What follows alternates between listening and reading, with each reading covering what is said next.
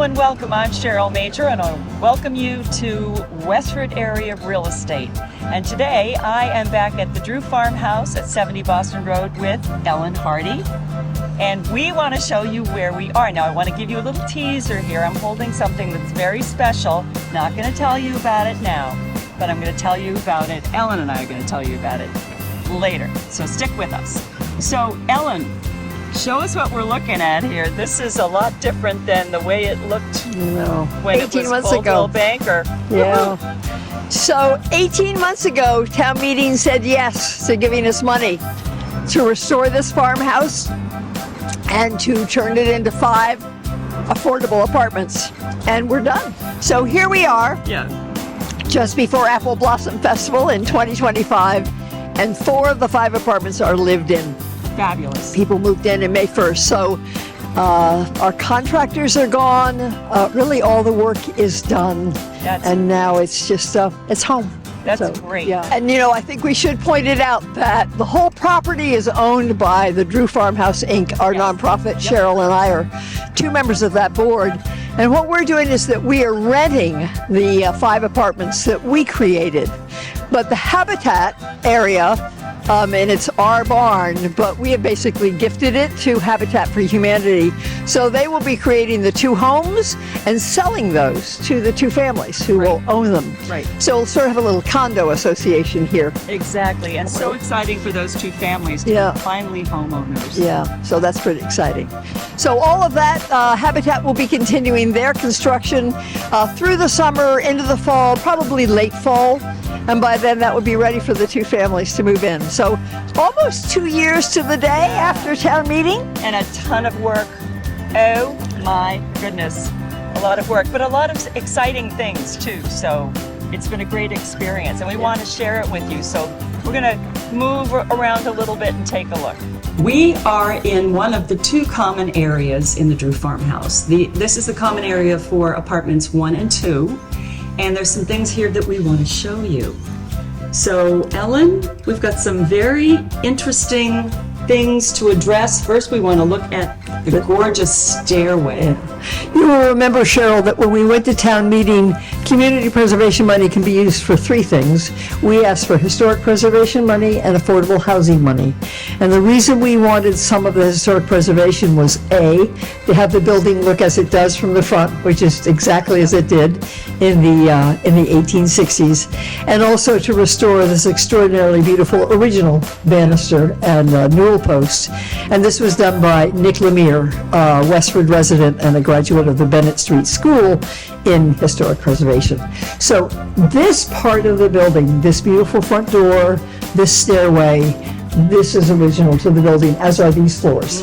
So this is sort of our only old part inside that's left. And we did have to make some changes to this stairway though, didn't we, to meet code? Exactly. So it was too short. It was too short. So Magic Nick managed to extend, he took out each one of these balusters, and made each one, I believe, 10 inches longer to meet code, and then just put it back together. Somehow he extended the newel post too. I know. And one would never know that. So it meets code, but it still has its wonderful historic qualities. You never know. I mean, it's very hard to see.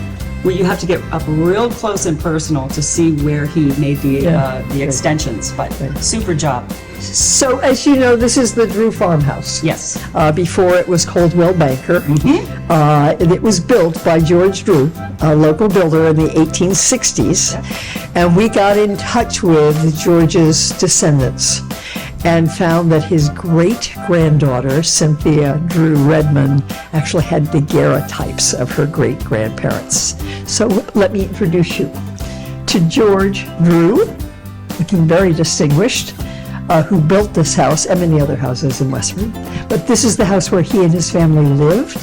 And his wife, Sarah Jane Drew, they had 4 children here. 1 died in infancy, but the other 3 lived here. And their daughter, Mabel, lived here all her life.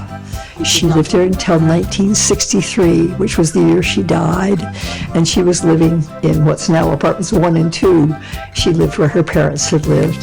So she lived here the whole time. Maybe we can get a picture of Mabel. And the other wonderful thing that happened was that the woman who gave us the photographs also has all of Sarah Drew's china.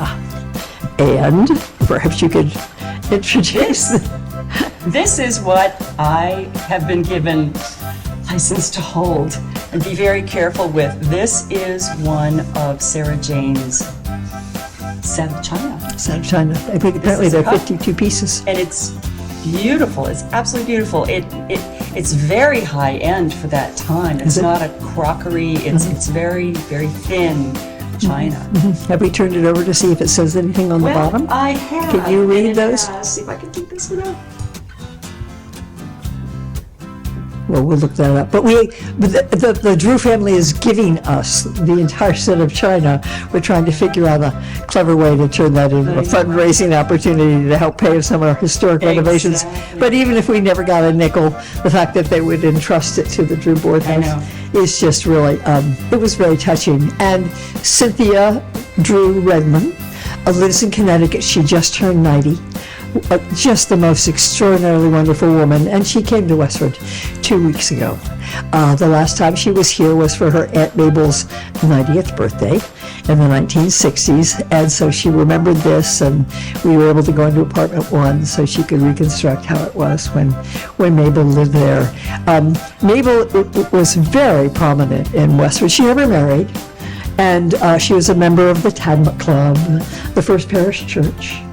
And she was the one in 1960 who gave the money so that the church bell rang on the hour. She gave the money to electrify it.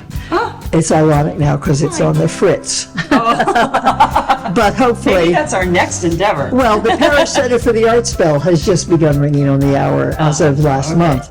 So the bell, but it was Mabel. So this town meant so much to her, and so to remember her in that way with this entryway, which remembers her, and these are her parents, George and Sarah Jane. And the colors of the doors, the color of the doors, the blue, is the same as it was when. As close as we can determine. get. As close as we can get. We did find actually that when Mabel lived here in the 1960s, Cynthia told us that it was yellow. So it was not always the red farmhouse. And I'm thinking it was when Brad Emerson bought it in 1980 to make it into his real estate office. Yep. These were still homes here. This was still residential.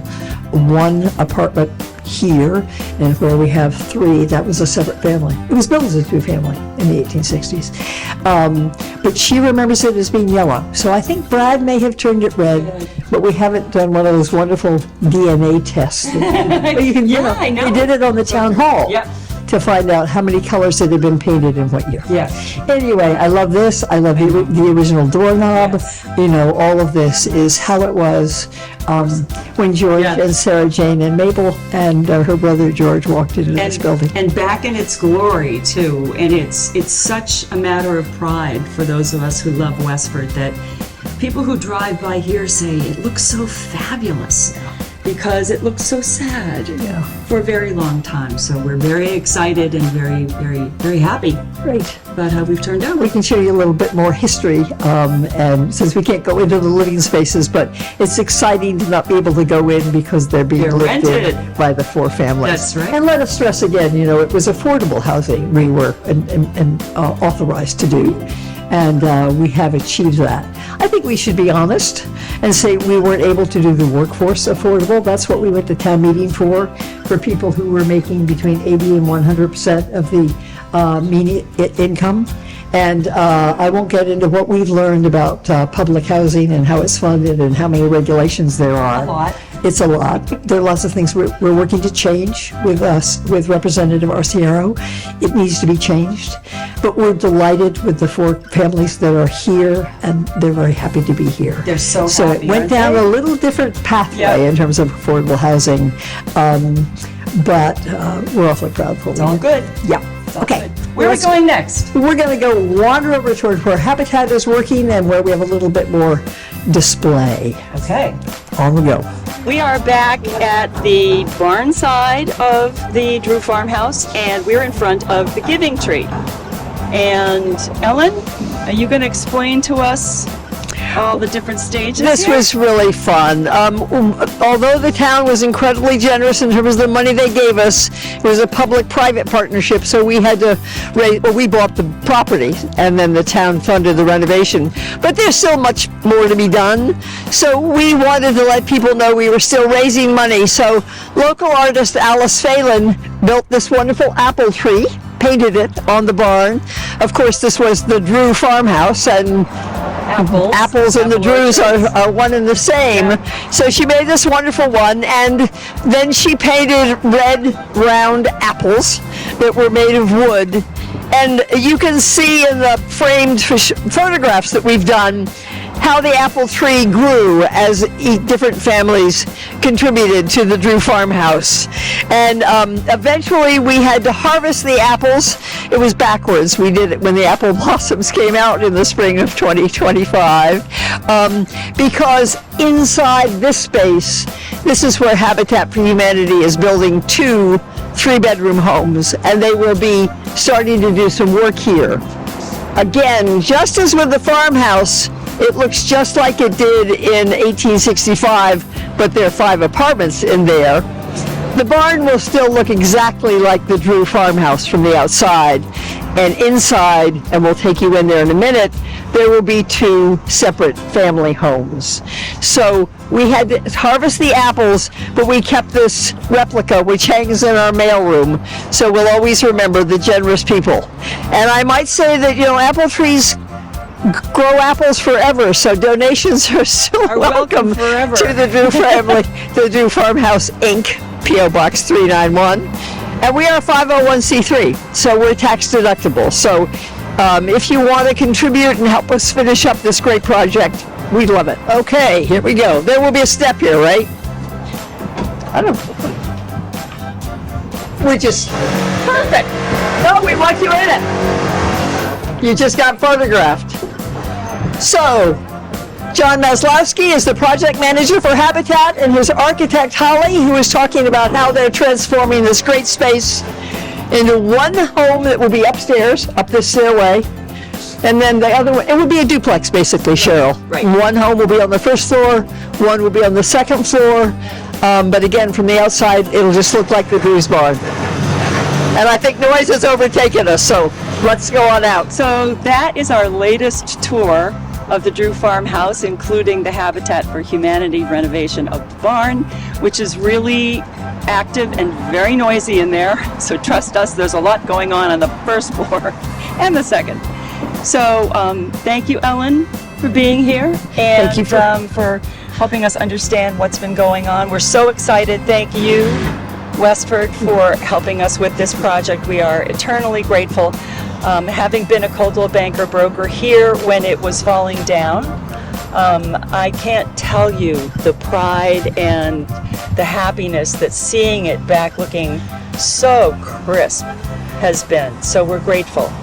And thank you to WestfordCAT, who's been so Westford supportive to has keep been. the residents up to date on what we're doing with taxpayers' money. So thank you for that. Absolutely. I love WestfordCAT. I think this is our swan song. I'm so, obsessed. all right. Over WestfordCAT. Take care. Yeah. Thanks, Thank Cheryl. you. Thank you so much for joining us for this edition of Westford Area Real Estate. I'm with Ellen Hardy, and I'm Cheryl Major signing off. See you soon. Bye.